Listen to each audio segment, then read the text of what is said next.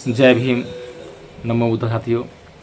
साथियों, भगवान बुद्ध उनका धम्म, जो कि परम पूज्य बाबा श्री डॉक्टर भीमराव अम्बेडकर ने अंग्रेज़ी में लिखी थी, और इस पुस्तक का जो प्रथम अनुवाद भदंत आनंद कौशल्यायन जी ने हिंदी में किया था, और उसके बाद अनेकों अनुवाद आज उपलब्ध हैं।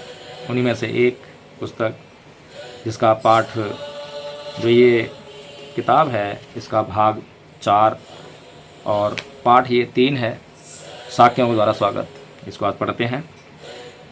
जब तथागत शाक्य जनपद में लौटे तो उन्होंने जनपद वासियों को 2 समूहों में बटा हुआ पाया, एक अपने पक्ष में और दूसरा विरोध में। इससे उन्हें शाक्य संघ के उस पुराने मतभेद की याद आई जब शाक्यों और कोलियों के बीच युद्ध के प्रश्न पर विवाद हुआ था, जिसमें उन्होंने एक महती भूमिका निभाई थी। जो उस समय उनके विरोधी थे, उन्होंने अब भी उनके प्रति श्रद्धा व्यक्त करने और उनकी महानता को स्वीकार करने से इनकार कर दिया, और जो उनके पक्ष में थे, उन्होंने प्रति परिवार एक एक पुत्र उनके संघ में दीक्षित करने का निर्णय कर लिया। वे कुल पुत्र संघ में दीक्षित होकर तथागत के साथ वापसी में राजगृह की ओर चल दिए। जिन परिवारों ने अपने यहाँ से एक एक पुत्र समर्पित करने का निश्चय किया था, उनमें एक परिवार अमितोदन का भी था। अमितोदन के 2 पुत्र थे। एक था अनुरुद्ध, जिसका बहुत लाड़ प्यार और ऐश्वर्य में पालन पोषण हुआ था, और दूसरा था महानाम। महानाम अपने भाई अनुरुद्ध के पास गया और बोला, या तो तुम गृह त्याग करो या मैं करूँगा। अनुरुद्ध ने उत्तर दिया, मैं सुकुमार हूँ, मेरे लिए गृहस्थी का त्याग करके बेघर हो जाना कठिन है, तुम गृह त्याग कर लो। लेकिन अनुरुद्ध, मैं तुम्हें बताता हूँ कि गृहस्थी में क्या क्या करना पड़ता है। पहले तो तुम्हें खेतों में हल चलवाना होता है, जब यह हो जाए तब खेतों में बीज डलवाना होता है, जब यह हो जाए तब खेतों को पानी से सिंचवाना होता है, जब यह हो जाए तब पौधों की निराई करानी होती है, जब यह हो जाए तो फसल को कटवाना होता है, जब यह हो जाए तो फसल को उठवा कर ले जाना होता है, जब यह हो जाए तो उसकी पूली बंधवानी होती है, जब यह हो जाए तो बैलों से रुंधवाना होता है, जब यह हो जाए तो तिनके पृथक पृथक कराना होता है, जब यह हो जाए तो भूसी पृथक करानी होती है, जब यह हो जाए तो उसे फटकवाना होता है, जब यह हो जाए तो फसल को कोठों में भरवाना होता है, जब यह हो जाए तो फिर अगले वर्ष यही क्रम दोहराना होता है, और यह क्रम प्रत्येक वर्ष चालू रखना होता है। कार्यों का तो कोई अंत नहीं है, आदमी के कामों की तो कभी समाप्ति होती ही नहीं। ओह, हमारा श्रम कब खत्म होगा? ओह, हमारे काम कब समाप्त होंगे? इन 5 इंद्रियों के सुख का भोग करते हुए हम कब आराम से रह सकेंगे? हाँ प्रिय अनुरुद्ध, कार्यों का तो कोई अंत नहीं है, हमारी मेहनत की समाप्ति तो कभी होती ही नहीं। अनुरुद्ध बोला, तो गृहस्थी के भार को तुम ही संभालो, मैं ही घर से बेघर हो जाऊंगा। तब अनुरुद्ध अपनी माँ के पास गया और उनसे बोला, माँ, मैं गृह त्याग करके पवज्जित होना चाहता हूँ, मुझे ऐसा करने की अनुमति दीजिए। अनुरुद्ध के ऐसा कहने पर उसकी माँ ने उत्तर दिया, अनुरुद्ध, तुम दोनों मेरे प्रिय पुत्र हो, तुम दोनों में से मैं किसी में कोई दोष नहीं पाती हूँ। किसी दिन मृत्यु आने पर न चाहते हुए भी मैं तुमसे अलग होंगी, किंतु मैं जीते जी तुम्हें घर छोड़कर पवज्जित होने की अनुमति कैसे दे सकती हूँ? और अनुरुद्ध ने दूसरी बार भी यही याचना दोहराई और उसे वही उत्तर मिला। तीसरी बार फिर अनुरुद्ध ने अपनी माँ से याचना की।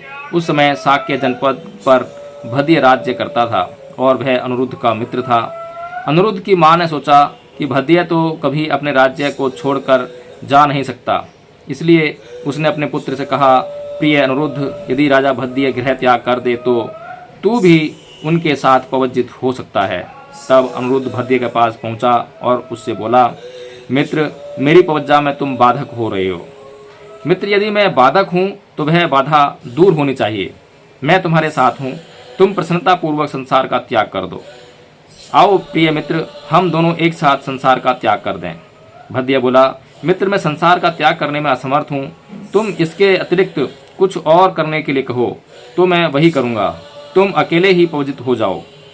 मित्र, माँ ने मुझसे कहा है कि यदि तुम पवज्जित हो जाओगे तो मैं भी पवज्जित हो सकता हूँ, और तुमने अभी अभी कहा है यदि मैं बाधक हूँ तो वह बाधा दूर होनी चाहिए। मैं तुम्हारे साथ हूँ, प्रसन्नतापूर्वक संसार त्याग कर दो। इसलिए मित्र आओ, हम दोनों ही एक साथ संसार का त्याग करें। तब शाक्य राजा भद्दिय अनुरुद्ध से बोला, मित्र 7 वर्ष तक प्रतीक्षा करो, 7 वर्ष की समाप्ति पर हम एक साथ पवज्जित होंगे। मित्र 7 वर्ष का समय बहुत लंबा है, मैं 7 वर्ष तक प्रतीक्षा नहीं कर सकता। भद्दिय ने 7 वर्ष के काल को घटाकर 6 वर्ष कर दिया और इसी प्रकार समय कम करते करते 1 वर्ष प्रतीक्षा करने की बात कही। फिर 7 महीने और इस प्रकार घटते घटते 1 महीने और अंत में 15 दिन प्रतीक्षा करने की बात कही। प्रत्येक सुझाव पर अनुरुद्ध ने एक ही उत्तर दिया, प्रतीक्षा के लिए यह समय बहुत लंबा है। तब राजा बोला, अच्छा मित्र 1 सप्ताह तो प्रतीक्षा करो, तब तक मैं अपने भाइयों और पुत्रों को राज्य सौंप दूंगा। अनुरुद्ध बोला, 7 दिन तो कोई लंबा समय नहीं है, इतने दिन तो मैं प्रतीक्षा कर लूंगा। तब शाक्य राजा भद्दिय, अनुरुद्ध, आनंद, भृगु, किम्बिल और देवदत्त अपनी चतुरंगणी सेना को साथ ले वैसे ही घर से निकले जैसे वे पहले अपनी चतुरंगणी सेना सहित उद्यान क्रीड़ा के लिए साथ साथ जाते थे। रूपाली नाई भी साथ हो लिया। सब मिलाकर उनकी संख्या 7 हो गई। कुछ दूर जाने पर उन्होंने अपनी सेना को लौटा दिया और सीमा पार कर साथ के जनपद में प्रवेश किया। उन्होंने अपने सुंदर गहने कपड़े उतारे, उनकी गठरी बनाई और उपाली से बोले, हे अच्छे उपाली, तुम अब वापस कपिलवस्तु चले जाओ, तुम्हारे जीने के लिए यह सब पर्याप्त है। हम जाकर तथागत की शरण ग्रहण करेंगे। और वे आगे चल दिए। वे चले गए और कपिलवस्तु लौटने के लिए उपाली ने विदा ली। तो साथियों, इस तरह से यह पाठ समाप्त होता है और यहाँ पर ये एक समझने वाली बात है, कुछ कन्फ्यूजन ना हो इसलिए, क्योंकि महानाम और अनुरुद्ध 2 भाई हैं। महानाम बड़ा है, अनुरुद्ध छोटा है। तो महानाम जो परिवार की सारी जिम्मेदारियों का वहन करता है, उस सारे काम करने आते हैं। और जब वह पवज्जा के लिए बोलता है तो पवज्जा किस प्रकार की होती है शायद अनुरुद्ध को पता है या नहीं पता। तो लेकिन महानाम को यह पता है कि परिवार के कार्य किस प्रकार के होते हैं। जब है उन परिवार के कार्यों का जिक्र करता है तो अनुरुद्ध उन कार्यों से घबराकर और अपनी 5 इंद्रियों के सुख को प्राप्त करने के लिए वह बात करता है कि इन 5 इंद्रियों का सुख हम कब प्राप्त करेंगे। तो महानाम और अनुरुद्ध के बीच में वह चर्चा होती है जिसमें कि वह कहते हैं कि जब तक हम इस जीवन में हैं, जब तक यह जीवन है, तब तक कार्यों का कोई अंत नहीं है। तब तक हम परिश्रम करके ही अपना जीवन यापन कर सकते हैं। लेकिन पवज्जित होने के बाद क्या लोगों को सुख मिलता है? क्या वे उस परिश्रम से बच जाते हैं? नहीं साथियों। पवज्जित होने के बाद एक व्यक्ति जब अपनी गृहस्थी को त्याग देता है, गृह त्यागी हो जाता है, काषाय वस्त्र धारण कर लेता है, भिक्षु संघ में शामिल हो जाता है, बौद्ध भिक्षु कहलाने लगता है, तब उसे और भी कठोर परिश्रम करना पड़ता है। वह कठोर परिश्रम जो कि सांसारिक कठोर परिश्रम के मुकाबले कहीं ज़्यादा, कई गुना बहुत अधिक है। उसकी तुलना सांसारिक परिश्रम से नहीं की जा सकती, क्योंकि संसार का जो परिश्रम है वहाँ पर कार्य करने के बाद विश्राम भी है। लेकिन जो पवज्जित व्यक्ति के लिए जो परिश्रम है, वहाँ पर जब तक मन पर विजय प्राप्त ना हो, जो भी कार्य मन के अनुकूल है, जिसको मन चाहता है और जो कि इस जीवन के अनुकूल नहीं है, इस जीवन के प्रतिकूल है, उसको हमें छोड़ना होता है और मन को सीधा करना होता है। मन के ऊपर बात आई है तो भगत बुद्ध ने धम्पद में कहा है कि फंदनंग चपलंग चित्तंग दुरखंग दुनिवार्यंग उजुम करोति मेधावी उसुकारो व तेजनंग, यानी कि ये मन चंचल है, चपल है, दुरक्ष है, दुर्निवार्य है। यह बहुत जल्दी से इधर से उधर हो जाता है, तत्क्षण क्षणिक है और इसकी रक्षा बड़ी मुश्किल से होती है। लेकिन जो मेधावी पुरुष होते हैं, मेहनती लोग होते हैं, परिश्रमी लोग होते हैं, वे इसकी रक्षा उसी प्रकार करते हैं जिस प्रकार की एक बाण बनाने वाला व्यक्ति बाण को सीधा करता है। तो साथियों, जो सबसे दुष्कर कार्य है उसको अनुरुद्ध ने चुना और जो आसान कार्य थे उनको छोड़ दिया।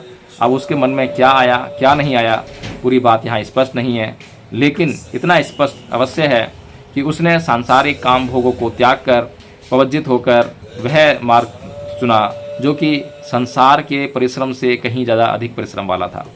तो साथियों, इस साथ ही इस पाठ को समाप्त करते हैं। जय भीम, नमो बुद्धाय। और अगर आपको यह वीडियो पसंद आया तो इसको लाइक कर दें, शेयर कर दें, कमेंट बॉक्स में जाकर कमेंट कर दें इसमें क्या अच्छा लगा क्या बुरा लगा इस पाठ में, और आपके भीतर क्या प्रश्न थे अभी तक मेरे पास कोई प्रश्न नहीं आ रहे हैं, आपके कमेंट बॉक्स में आपकी तरफ से कोई प्रश्न नहीं आ रहे हैं। जितने भी प्रश्न पाठ पढ़ता हूँ तो मैं ही करता हूँ। और एक बात आप अच्छी तरह समझ सकते हैं, जब आप स्कूल गए होंगे, क्लास में बैठे होंगे, टीचर ने आपको पढ़ाया होगा, तो टीचर के पढ़ा चुकने के बाद कुछ छात्र प्रश्न करते हैं, और जो छात्र प्रश्न करते हैं उससे यह साबित हो जाता है कि वे छात्रों का ध्यान वहाँ पर पढ़ने पर था और वे बुद्धिमान होते हैं, इसीलिए वे प्रश्न कर सकते हैं। तो यदि हम प्रश्न नहीं कर पा रहे हैं, कुछ निकाल नहीं पा रहे हैं पाठ में से, तो ये समझ लीजिए कि हम बुद्धिमान नहीं हैं, पहली चीज़। दूसरी चीज़, जब तक हम ये प्रश्न करना नहीं सीखेंगे तब तक हम ये दावा नहीं कर सकते कि हम बौद्ध हो गए हैं, हम बुद्ध धर्म को पालन कर रहे हैं। बौद्ध होना आपके जो रोज़ सुबह शाम की वंदना करना, इसमें नहीं है। रोज़ सुबह शाम की वंदना करना, भावना के साथ पंचशील ग्रहण करना, पंचशील का पालन करना, ये तो बहुत ज़रूरी है। आप वंदना करें ना करें, तब भी आपको हर क्षण अपने कार्यों में पंचशील का पालन करना ही है।